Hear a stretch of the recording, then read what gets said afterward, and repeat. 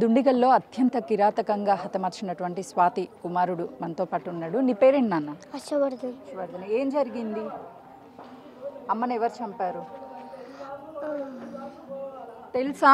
అమ్మని చంపిన వాళ్ళు నువ్వు ఎప్పుడైనా చూసావా? చూడలే. వాళ్ళు ఎలా వచ్చారు లోపలికి? డోర్ ఎవరు తీశారు? మమ్మీ తీసిందా? అంటే ఇంతకు ముందు ఎప్పుడైనా వచ్చారా వాళ్ళు మీ ఇంట్లోకి? రాలేదు. ఎంతమంది వచ్చారు?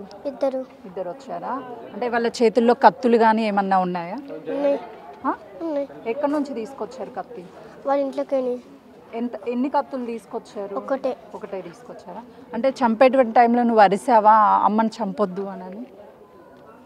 నువ్వు చూసావా చంపేటప్పుడు వాళ్ళని? ఎక్కడున్నావు నువ్వు? నేను పడుకున్నా బెడ్రూమ్లో. ఎన్ని గంటలకు జరిగింది ఇది? 6. అమ్మ రోజు ఏమన్నా చెప్తుందా జాగ్రత్తగా ఉండండి మీరు అని చెప్పి? ఏం చెప్తుంది నీకు? అమ్మ ఏం మాట్లాడుతుంది రోజు నీతో? జాగ్రత్త ఉండమని. నాన్నతో ఎప్పుడైనా మాట్లాడావా నువ్వు? చూసావా మీ నాన్నని అసలు? ఎప్పుడు మాట్లాడావు చివరిగా నాన్నతో? అప్పుడు మాట్లాడినా. అన్న ఉన్నాడా నీకు? ఎక్కడ ఉంటాడు అన్న? హాస్టల్లో ఉంటాడు. అమ్మ నీతో రాత్రి ఏమని చెప్పింది? అమ్మ మాట్లాడిందా రాత్రి నీతో? ఏం మాట్లాడింది? అది ఎవ్వరు వచ్చిన డోర్ తీయకొద్ది మళ్ళీ జాగ్రత్త అని చెప్పింది. మరి అమ్మ ఎప్పుడు డోర్ తీసింది? 6 ఉదయం. అప్పుడు ఇంట్లోకి వచ్చినప్పుడు వాళ్ళు ఏమన్నా గట్టిగా అరవడం కానీ అమ్మ అరవడం నీకు వినిపించిందా? ఏమని అరిసింది అమ్మ? నీతో చెప్పిందా అమ్మ? వాళ్ళ తర్వాత ఉన్నారా వెళ్ళిపోయారా? వెళ్ళిపోయారా? డోర్ వేసేసి వెళ్ళిపోయారా?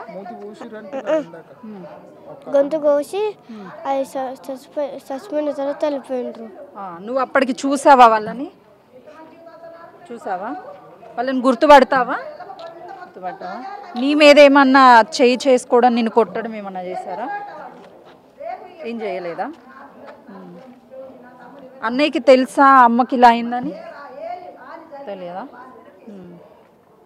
అదే చూస్తున్నాం కదా, చిన్న బాబు స్వాతి చిన్న కుమారుడు. కనీసం ఏం జరిగిందో కూడా ఆ బాబుకి తెలియదు. పూర్తిగా భయపడుతున్నాడు. ఎందుకంటే కళ్ళ ముందే తల్లిని హతమార్చినటువంటి ఘటన చూసి అసలుకి అమ్మ అమ్మ అని చెప్పేసి ఆ టైంలో అరవడానికి కూడా కనీసం అక్కడ అవకాశం లేకపోయింది. కానీ బాబుని వాళ్ళు చూశాను నేను అని చెప్తున్నాడు. ఇంతకుముందు ఎప్పుడు చూడలేదు అని కూడా బాబు అయితే చెప్తున్నాడు. కాబట్టి ప్రస్తుతానికి పోలీసులు కేసు నమోదు చేసుకొని ఇన్వెస్టిగేషన్ చేస్తున్నారు.